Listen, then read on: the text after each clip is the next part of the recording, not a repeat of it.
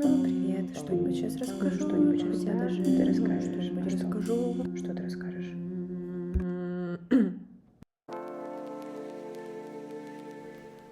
Линкоша отправился в гости, а мы отправились в путешествие. Я собираюсь говорить на русском. Окей? Да. Да. У меня 0 ожиданий от поездки. Не от поездки, а от самого Осло. Посмотрим, что там будет. После того, как у меня не получилось уехать в Амстердам, теперь каждый раз, когда я еду в аэропорт, я думаю, ой, а в этот раз получится, не получится. А мы едем тихонечко в Пиндельтоге до аэропорта. Мы съели вот это. Это эти халуми бургеры and веганские бургеры. Погода хорошая и, наверное, всего лишь час лететь. Наверное, будет классно. Посмотрим.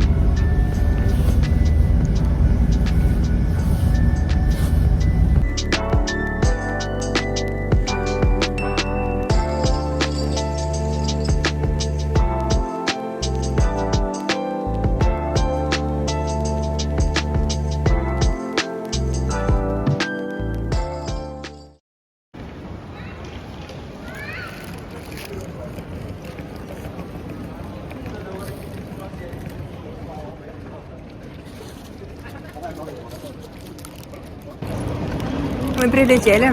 Лететь было, правда, очень быстро. Прям очень быстро, всего лишь час. Я даже не успела комп открыть. Вот. Теперь мы сядем на поезд и доедем до дома.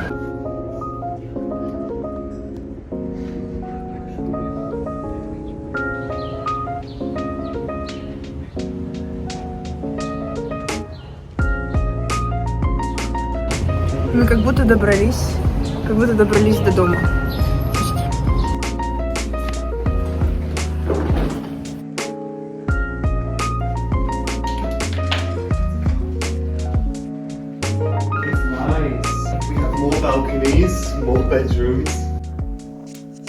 А вы, наверное, думаете, куда нам такой большой дом? А я расскажу. Мы собрались в Осло специально для того, чтобы встретиться с друзьями Джоша и вместе побегать на специальном ивенте Паркран. А Паркран – это сообщество бегунов, которые каждую субботу по всему миру в 9 часов утра встречаются и бегают 5 километров. Первыми приехали мы, а вечером подтянулись все остальные. В нашей компании все, кроме меня, веганы. Решено было идти в ресторан эфиопский. Такую еду я никогда в жизни не пробовала. Еда незнакомая, и, скорее всего, повторять этот опыт можно только раз в год. Хотя, было прикольно. Главное, что на завтра не было проблем. Утром мы не спеша проснулись, собрали вещички. Хотя кого я обманываю, они были уже собраны со вчерашнего вечера. Квартира шикарная, у нас было 2 туалета на 2-м и на 1-м этаже, поэтому пробок не возникло. Мне даже удалось просто почилить на солнце. С погодой вообще почти все дни нам повезло, ну за исключением последнего дня. А для бега это шикарно.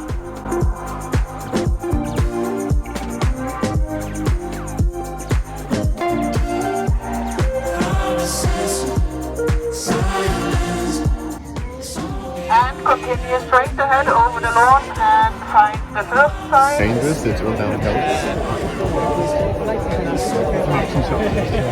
Sweden! Ireland, right.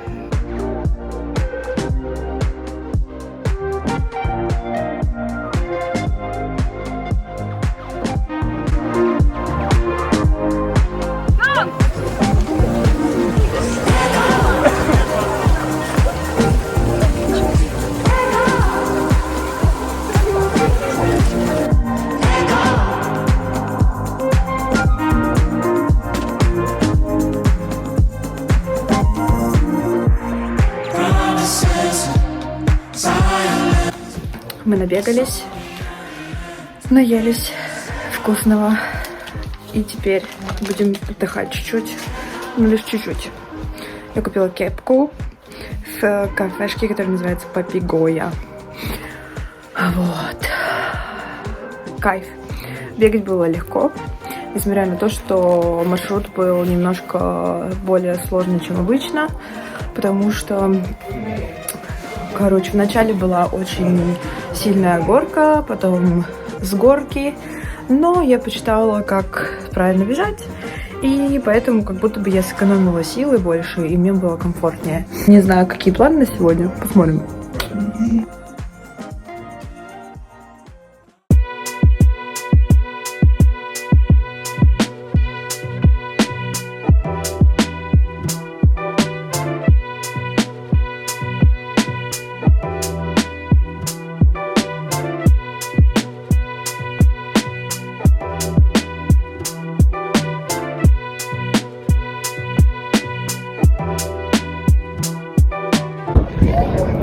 Это мы залезли на оперу.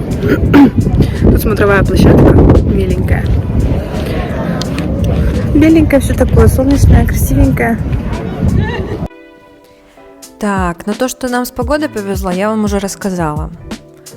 Планы были свободные. Несмотря на то, что нас было 5 человек, мы все равно как-то смогли все уместить удобно для всех. Мы точно знали, что в планах будет сауна, прогулки по вечерам и музей Мунка.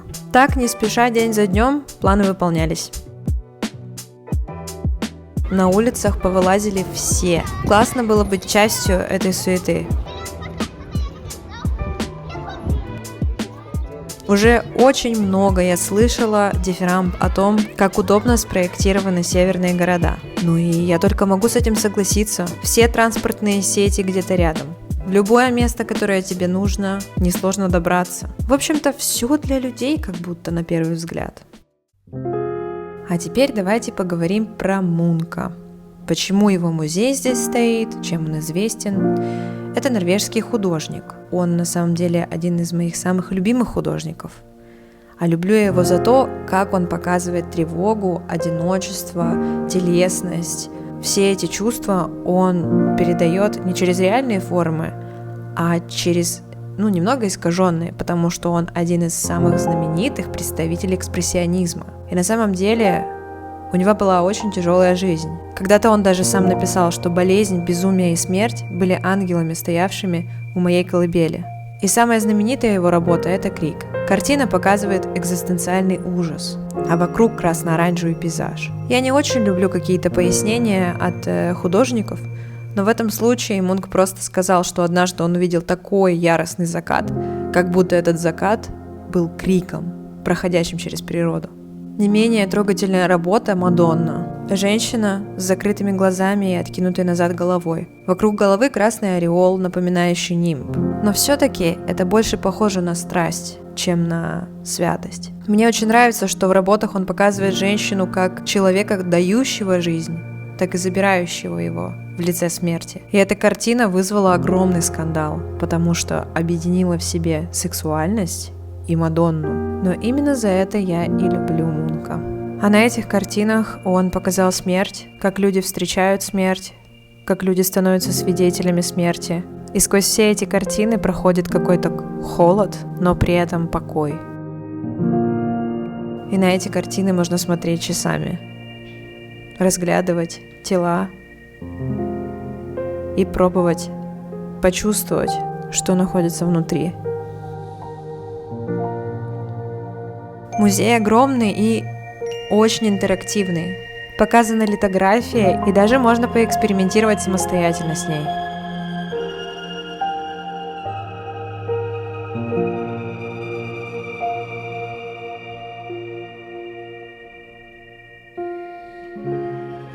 Еще в этом здании есть этаж, в котором построили планировку дома Мунка, где ты можешь прям пройти и представить, что ты у него дома. А еще они запрятали пасхалки в виде мышей. Место обязательное к посещению, если заедете в Осло.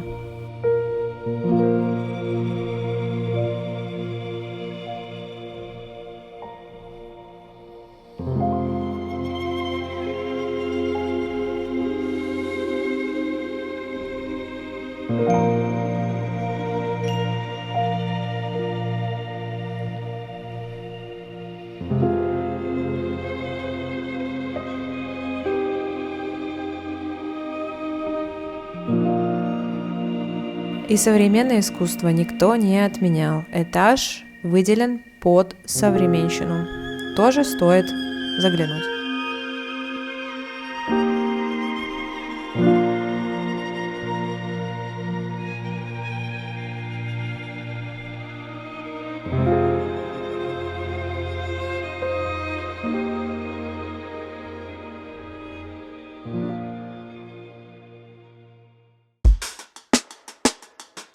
В архитектуре Норвегии есть нечто особенное. В отличие от многих стран, Норвегия редко переделывает ландшафт. Например, здание этой оперы интегрировано во фьорд. По крыше этой оперы можно ходить. Пример того, как в ландшафт интегрировали архитектуру. Стараются делать большие окна, потому что зимы здесь темные и длинные. А еще Норвегия один из лидеров в экологичной архитектуре, как раз благодаря материалам и технологиям, которые они используют. Есть даже некоторые здания, которые производят больше энергии, чем потребляют.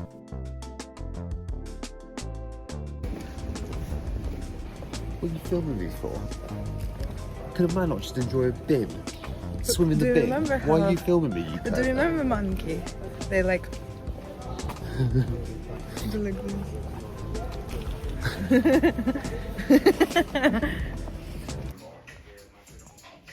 А потом мы пошли в баню. По пути, кстати, встретили утку с утятами, которые очень интересным образом перебирались через дорогу.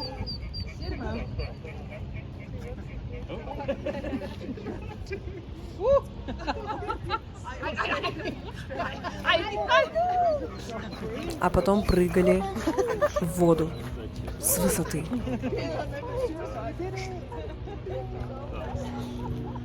Да, баня входила в наши планы, потому что... Не знаю, кстати, почему. Захотели. Бань здесь у берега очень много, они все стоят на воде, поэтому можно греться и купаться. Например, в баню, в которую мы ходили, там такая сеть домиков. В каждом домике разный вид бани, и просто выбираешь любой, который тебе нравится, и греешься там, а потом ныряешь.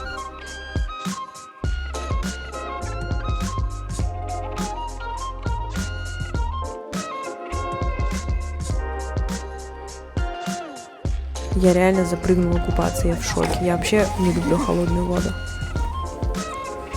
Но было очень классно.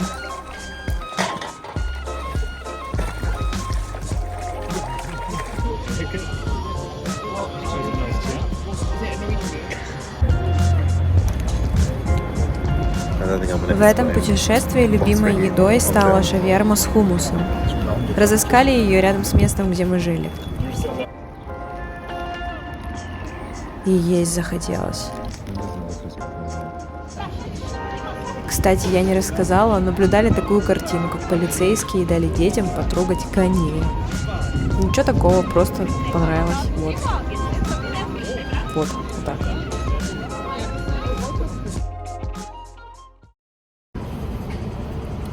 Сегодня мы поехали на паркран. Вроде бы вовремя вышли, но автобус был отложен немножко, первый, второй, и мы что-то подождали, постояли, и народ было так дофига, в автобусы приезжали забитые, и мы решили, точнее не мы решили, ребята решили бежать бегом, а до паркрана бежать 3 километра, и потом еще 5 километров сам паркран. Я подумала, что это не принесет мне наслаждения, тем более, что я только недавно начала понимать, как мне бегать, чтобы не умирать. Вот, и поэтому я решила не бежать с ними, а бежать вдоль набережной просто здесь. Ну, паркран, конечно же, не засчитается, но хорошее настроение засчитается. Вот, поэтому я уже пробежала, и было прикольно. В начале дороги было так себе, просто какое-то промышленное, типа корабли, вот это вот все, круизные лайнеры в смысле. Это в начале маршрута, а в середине и под конец там так красиво было, такие жилые комплексы. Короче, красиво. Понравилось. Особенно понравилось, что я научилась бегать так, чтобы у меня ничего не болело. И это, конечно, совсем другой разговор. Побегал и чувствуешь себя хорошо, а не как всегда. Все потому, что я бегала неправильно, потому что я начинала бежать, как сломя голову, как ужалившаяся, и так и бежала все 5 километров, а потом думаю, что живот болит, как спринтер. Налили мне вот такую вот штуку, куклад и киш, буду есть, отдыхать.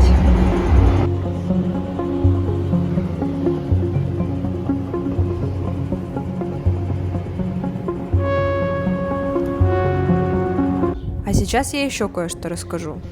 Когда я собиралась в Норвегию, я ожидала увидеть красивые, идеальные, чистые скандинавские улицы, красивых, приятных норвежцев вокруг. Но реальная картина меня удивила, потому что в городе можно встретить очень много употребляющих разные вещества людей. И даже в первый день в общественном туалете я увидела шприцы. И я стала разбираться, почему же так, ведь я не слышала никогда о том, что в Норвегии прям такая проблема существует. Пока мы днем гуляли мимо этой детской площадки, нам так она сильно понравилась, что мы вернулись. Пока мы ее исследуем, я продолжу рассказывать вам про ситуацию в Норвегии. Оказалось, что в Норвегии совсем другая политика в отношении этой проблемы. Они не прячут проблему. Если ты этого не видишь, это же не значит, что это не существует. Ровно так же, как и если ты это видишь, это не значит, что это проблема. Для меня это прям удивительный парадокс. У Норвегии очень хорошая система поддержки, и за последние годы эта политика показывает хорошие результаты. Есть даже специальные пространства для безопасного употребления, что вообще-то удивляет, но имеет смысл. Вот такая Норвегия получилась. Вот мы уезжаем. Сегодня дождь льет с утра. Мы прибрались немножко в квартире, как положено, все сделали, как полагается. И я чуть-чуть приболела после, видимо, бега. Такая была вся сопливая, с кашлем. И вот до сих пор кашляю. Ночка была такая себе. Вот, сейчас будем выходить.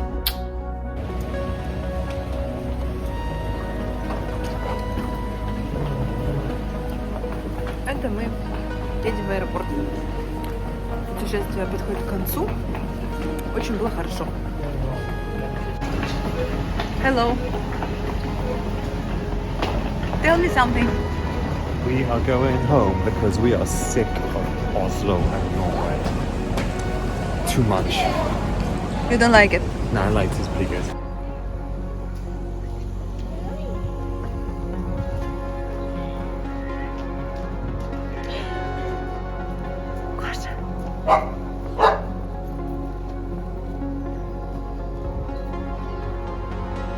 Ты чё лаешь на меня? Тихо.